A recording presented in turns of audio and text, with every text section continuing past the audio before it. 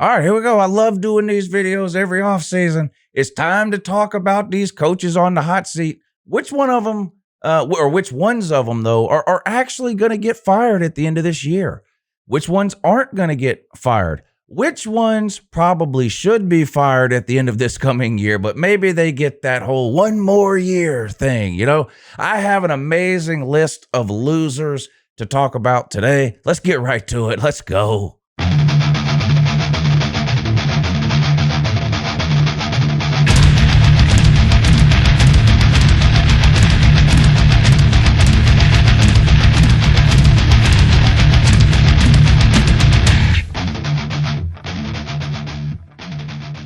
Yeah, good morning, and that it's Uncle Lou here. Yeah, that's right, it's me, Uncle Lou, and guess what? I'm live for you on LouTube today. That's right, thanks for watching. I really appreciate it also, and in addition to that as well, hey, subscribe to this channel if you're not already. Did you know I post college football videos almost every single day of the year? It's true, do a whole bunch of live shows too. Check them out. Hit the thumbs up. We're going to get into it. Now, let me start off this way. I'm of the belief that there's no such thing as a mutual decision when it comes to a coach leaving a team at the end of the year, okay? A coach is either fired or he quits. Just my opinion. There are no mutual decisions. You know, a coach and an athletic director don't meet in the hallway, and at the same time, the coach goes, I should leave, and at the exact same time, the AD goes, you think you should leave? I mean, that's just not the case. A coach either wants to stay and isn't allowed to, or the administration wants to keep the coach, but they don't want to stay. Okay, that's it. There are no mutual decisions. An example of this is the Mark Richt thing at Miami, right? Or the Philip Fulmer thing at Tennessee, if you want to even look at it from an athletic director point of view from this past season.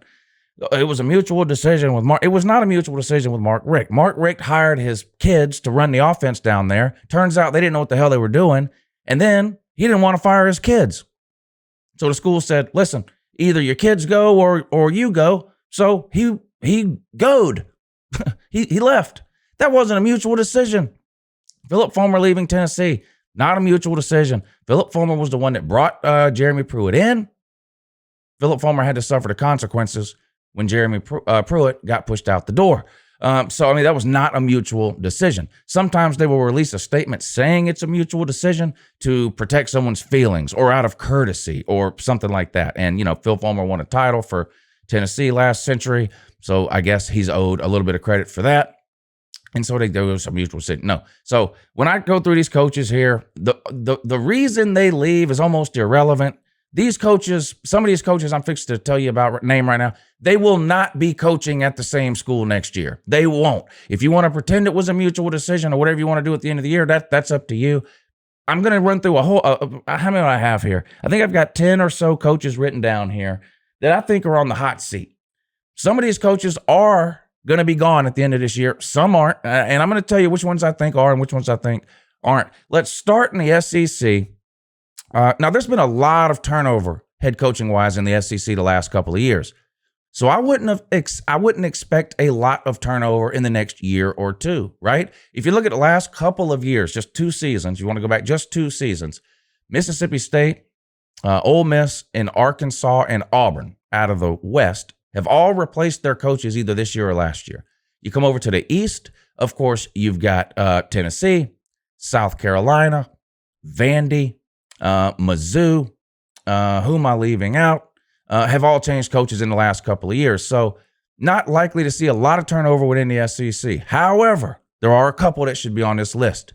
Dan Mullen. He's a Florida man, Lou. I've been telling anybody that'll listen and saying really for about 4 months now, this is Dan Mullen's last year in Gainesville. He doesn't want to be there. They don't want him there. I don't really know why he's there now, to be honest. I thought he might have been gone to the NFL at the end of this past season. He pulled a lot of ridiculous juvenile stunts and antics last year, blaming things like crowd size for losses and then dressing up like Darth Vader after he almost incited a riot at a home game. The absolute embarrassment of a press conference after Florida got destroyed in the whatever bowl game it was, Orange Bowl or whatever it was, when they got just annihilated by Oklahoma. And he basically came out and said, well, this wasn't even really a game. Our season ended 3 weeks ago, blah, blah, blah. None of our kids are here, blah, blah, blah. I mean, it was just the most pitiful thing I've ever seen. Administration didn't like it. Dan Mullen doesn't like the college game. He really hasn't even made this a secret. He complains constantly about things like the transfer portal. He's complained openly about the name, image, and likeness changes that are coming where students will be allowed to profit from their name, image, and likeness. He hates recruiting, and on top of that, he's not any good at it. He's just not. I think Dan Mullen is on the way out, not just from Florida, but from the college football game in general. He's not going to land anywhere else. If Dan Mullen coaches, again, in my opinion, after this year, I think it'll be in the NFL. I do think this is Dan Mullen's last year in Gainesville. And this is kind of a weird one because I don't think he's really on the hot seat. Like he's had 3 pretty good seasons in a row. Top 10 in 2 of those seasons, top 15 last season, even by some miracle or grace of God, managed to win a division last year, which is something he had never done before in 13 years as an SEC head coach. So he's not technically on the hot seat for his performance as a coach on the field in terms of win-loss record or rankings or anything like that. It's just the administration is just kind of fed up with his, Cousin Eddie routine down there. And just, he hates recruiting. If you don't love recruiting in the college football game, I just don't see how you can last, especially in the SEC. Recruiting's just a bloodbath. He's in Florida, the hottest state for recruiting in America. The guy can barely crack the top 10, top 15 in recruiting, which those aren't terrible recruiting classes, but those put you 4th, 5th, 6th in the SEC. Not getting it done down there, Dan. And this is going to be his last year. This may be the first case ever of an actual mutual decision. Florida can't stand this clown that pretends to be a head coach, and Dan Mullen doesn't really want to be there. This will be Dan Mullen's last year in Gainesville.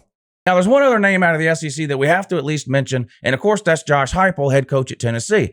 It's his first year there, so let's just be real. He's not going to get fired for any football-related reason. It's just not going to happen. It would take something extraordinary off the field to get Josh Hypel fired at the end of this season.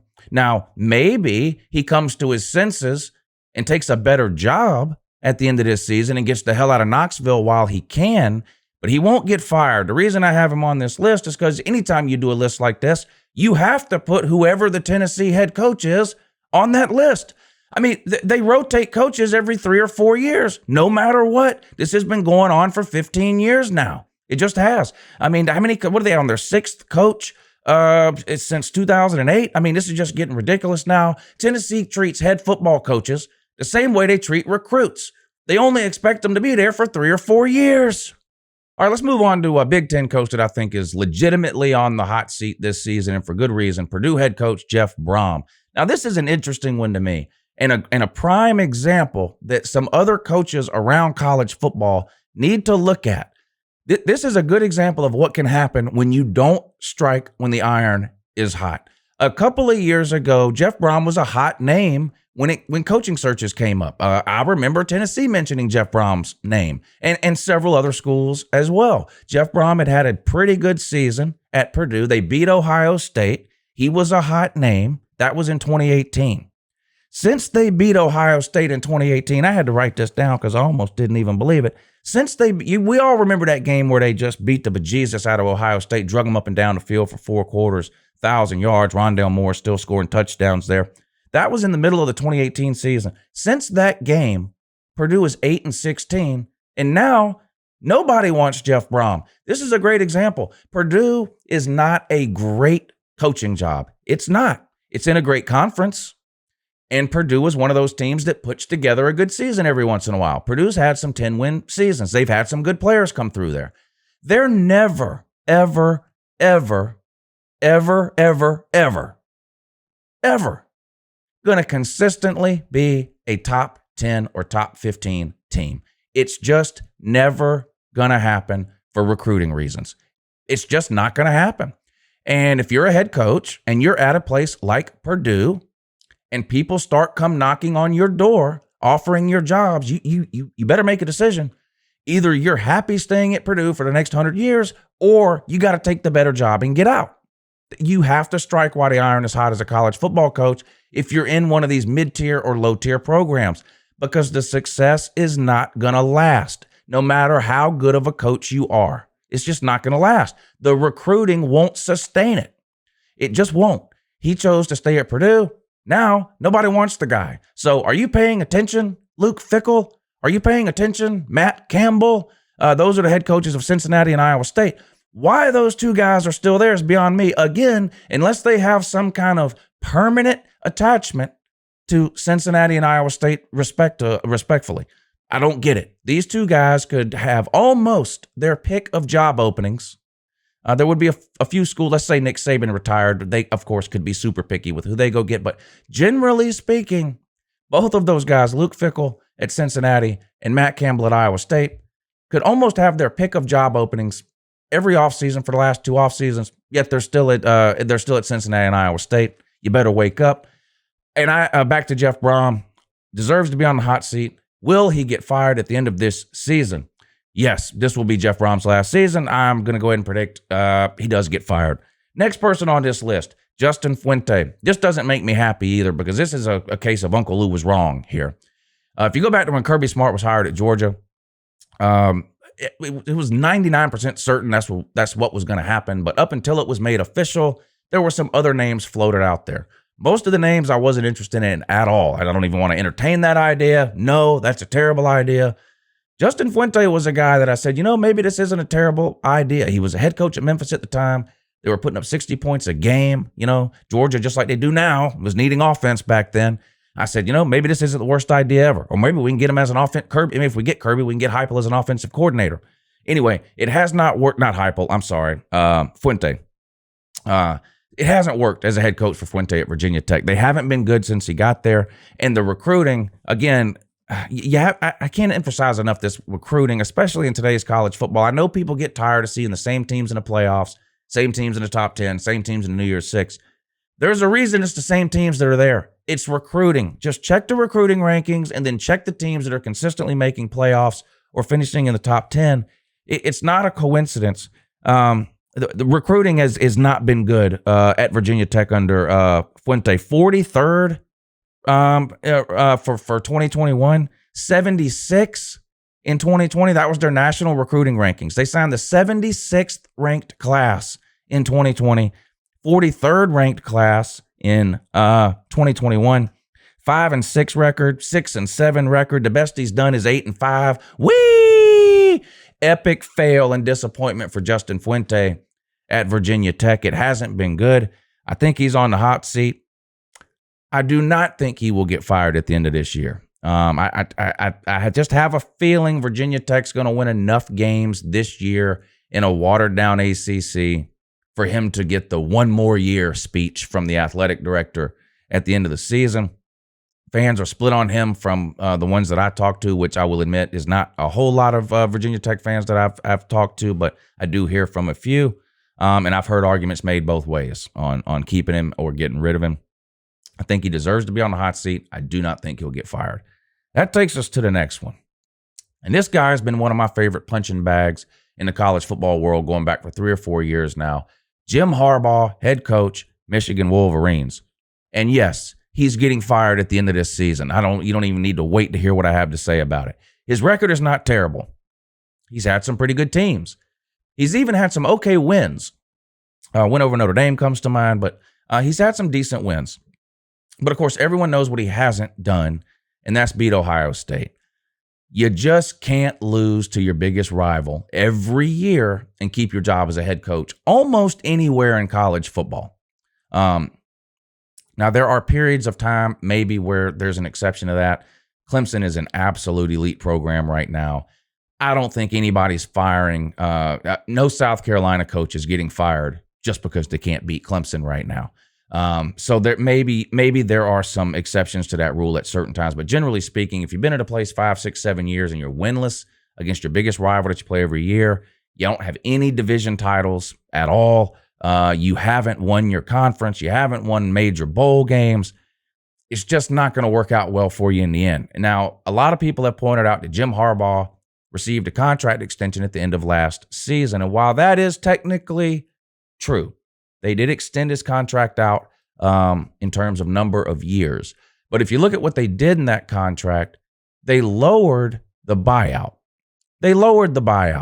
And these contracts, at least in terms of how many years long they are pointless and meaningless in terms of whether or not a coach is going to keep his job at the end of a season. It just means absolutely nothing. A coach can have a contract that says he's the coach for the next 100 years. He can sign it today. If he wants to leave tomorrow, he's leaving tomorrow. If the university wants to fire him tomorrow, he's getting fired tomorrow. Now, there's buyout issues and clauses built into these contracts that you have to navigate around when you make that decision. But just because you have a contract for 2 years or 5 years or 10 years, that's no indication at all of how long a head coach is going to be there. They reworked this contract for Jim Harbaugh for one reason and one reason only, and that was to lower the buyout so that they can afford to fire him when he craps the bed yet again in 2021, which is what will happen. And yes, Jim Harbaugh will be fired at the end of this season. Moving right along to another one of my buddies, Scott Frost. This guy, Scott Frost, what a charlatan, a scam artist.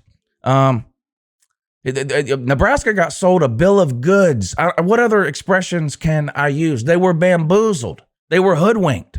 They're currently being run amok. Nebraska was terrible when he got there. So anybody with any reason at all wasn't expecting Nebraska to come out of the gate with 10, 11, and 12 win seasons. What you do expect when a coach takes over a terrible team and a terrible program is steady improvement, even if it's slow improvement. Tennessee, man, is the king of this, right? Every coach they get inherits a 4-win team. Then the coach comes out and wins 5 games. And what do they tell you? I told you, improvement, right? And then 3 years later, they're going through the same thing because they change coaches every 3 years. Anyway, where's the improvement at Nebraska with Scott Frost in the 3 years he's been there? I don't see any. Forget big improvement. Forget huge leaps and bounds. Forget competing for divisions. I don't see any improvement at all between Nebraska right now and a week before Scott Frost got there. None. And that's the problem. If you inherit a 4-win team, okay, you're not going 12-0. But can you go 6-6? Can you go 7-5? My God, can you win 8 games? No, not if you're Scott Frost. You can't. They're absolutely terrible. 12-20. 12-20. That's not even close to a 500 record. 12-20 is Scott Frost's record at Nebraska. In 3 years, he's lost 20 games. How's that possible? The guy before Scott Frost, what was his name? Mike Riley? He lost 19 games in 3 years. Scott Frost is worse. What about Chip Kelly? Chip Kelly's another one. You have a hard time finding a whole lot of improvement at UCLA between the time he got there and now. However, I do see some improvement at UCLA under Chip Kelly, and I would not be surprised to see UCLA have a decent season in 2021. No, I don't think they're winning the Pac-12 or making the playoffs or winning 11 or 12 games. No. But I do think UCLA has a chance to be maybe the 3rd or 4th best team in the Pac-12. And that's probably enough to allow Chip Kelly to keep his job. I think Oregon and Washington are going to be really good in the North. I think Southern Cal is going to have a good season. I think Arizona State has some potential. Utah's a little bit of a wild card. They're one of the best coached teams out there. They have won the division a couple of times. I don't know. We'll see where they land this year. But I think UCLA is in there with those other teams in the South, with the exception being maybe Southern Cal clearly being a little more talented. But I just call it a feeling, call it whatever. I think Chip Kelly and UCLA are going to have a decent season, an above average season for what we've seen out of UCLA lately anyway. And I think it's going to be enough for Chip Kelly to keep his job. I do not think Chip Kelly is getting fired at the end of this season. I'm including him on this list and in this video because I hear a lot of people talking about Chip Kelly and how much more time he might have at UCLA and things like that. I think, even though it might be slowly, things are trending in the right direction, at least for right now. at UCLA under Chip Kelly, and I do not think he'll get fired at the end of this season. Dino Babers, this is another one, man. I fell for this too. What was it, back in 2018? They went 10-3. I said, man, this guy knows what he's doing. Look at this. He's got like the 80th most talented team in America, whatever it is. Comes out, goes 10-3, beats the Tater Man. Does everybody remember that? I think, was that Clemson's last ACC loss? It might have been. I don't know. Oh, Notre Dame. Goddamn. Oh my God.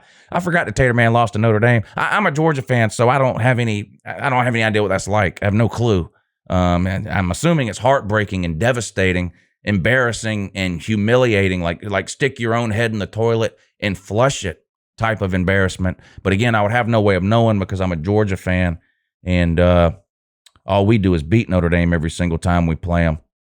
Anyway, who was I talking? Oh, Dino Babers. Yeah, 10-3 in 2018. Winless since then? I mean, it seems like it. No, 6-17 since then, though. 4 losing seasons in the last 5 years. 1-10 last year. Let's be honest. He would have been fired last year if it wasn't for coronavirus, period. He's a prime example of a coach whose job was saved by the pandemic. I know some schools fired their coaches anyway, but there were some schools that didn't want to be seen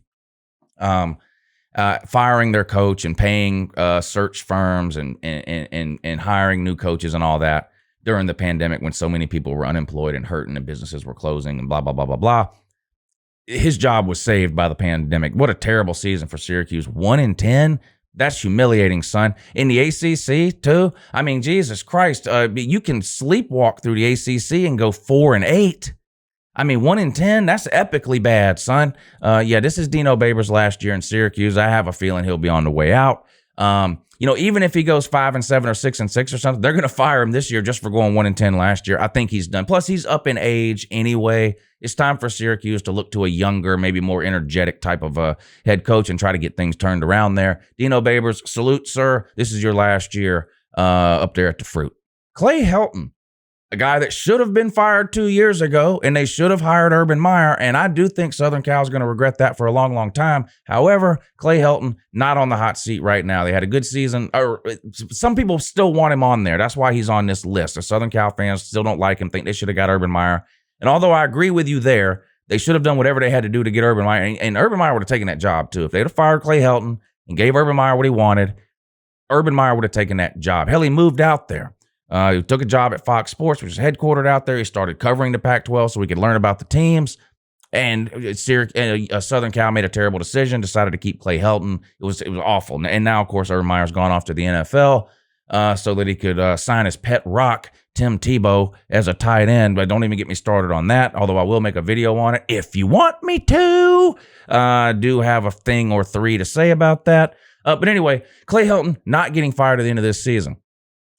Now, they're nowhere near as good right now as they would have been if they'd have got Urban Meyer 2 years ago, but they're still the most talented team in the Pac-12, maybe the second most talented behind Oregon. They've got some pretty good recruiting classes over the last couple of years, but they're head and shoulders above most everyone else in the Pac-12 in terms of talent. They had a pretty good season last year. I think they're going to have a pretty good season. Again, they've got a good quarterback, that Keaton Slovis. He's one of the best 4 or 5 quarterbacks in college football coming up here this season, in my opinion. Southern Cal set for a pretty good year, so if you're one of these Southern Cal fans who wants Clay Helton fired, sorry, not happening this year. And I saved this one for last because I almost can't believe it. Ed Orgeron? No. Ed Orgeron's not getting fired. Not for anything football related. Now, LSU's got a lot of buzzards circling that program about non-football related issues, or at least don't have anything to do with wins and losses. There's a lot going on at LSU. A lot. Maybe Ed Orgeron ends up getting caught up in some of that, but in terms of him getting fired for anything that happened last season on the field when they went 5-5, no, that's just not happening. That's just insane to even think about that. They were national champions in 2019, undefeated. Yes, they were terrible last year. Yes, there's no excuse for it. I know they had opt-outs. I know they lost a lot of players to the NFL, but 5-5, that was bad. That was really bad. LSU is not that bad, though. They're not as bad as the record indicated. Anybody that thinks LSU is winning 5 or 6 games this year because they went 5-5 last, I don't know what you've been doing, but you haven't been paying any attention to college football. LSU is one of the most talented teams in America, period. They're going to win 9+ games. A terrible season this year for LSU would be 8-4. That would be terrible. They're probably going to win 9 or 10 games. I don't think they're winning the division, but they're going to win 9 or 10 games. They're going to be a really good team. I wouldn't be surprised to see them in a New Year's Six Bowl. They're that good. They're that talented. No, Ed Orgeron's not losing his job, with the little asterisk by it, unless he gets caught up in some of these scandals that are going around at LSU, most of which happened prior to his arrival there. So I just don't expect Ed Orgeron to be fired at the end of this season, really for any reason at all, and it definitely won't be for football-related reasons. They're going to be a pretty good team in 2021. All right, there you go. There's a list of losers, terrible coaches that find themselves in bad predicaments, like our buddy Ed Orgeron, through mostly no fault of his own. I guess a lot of that crap was before he got there, but yeah. So we're going to enjoy one last season with some of these lovable losers. Dan Mullen, enjoy your last season as a head coach, sir. Jeff Brohm, start brushing up on your interviewing skills. Jim Harbaugh, let's get that resume typed up, buddy. Type. Dino Babers, salute. Time for you to retire anyway, buddy. Getting up there in age. Scott Frost, I don't know. Scott Frost is hard for me to figure out. Well, let me just ask you this. If Nebraska goes 5-7, do you think they'll fire Scott Frost? Because it's possible Nebraska could go 5-7. It's possible. I don't know that the administration at Nebraska has given up on Scott Frost yet. I don't. He better do something quick, because again, I already talked about it. Anyway, it's hard for me to say a yes or no on him. He's the one I'm kind of on the fence on. I think if he goes 5-7 and they fire him, I'm okay with that. This will be his 4th year. If he goes 5-7, that's 4 years, no improvement. I would be okay if they went ahead and pulled the trigger and got rid of him. If they wanted to give him another year, though, who are they going to get? Forget who they played. Who are they going to get, Lou? But who are they going to get if they fire Scott Frost? Yeah, I don't know. I don't have a clue. Who's Florida going to get when they get rid of Dan Mullen this year? I don't know. He's a Florida man, Dan Mullen. Yeah, Florida man. Come get him 2 of these too.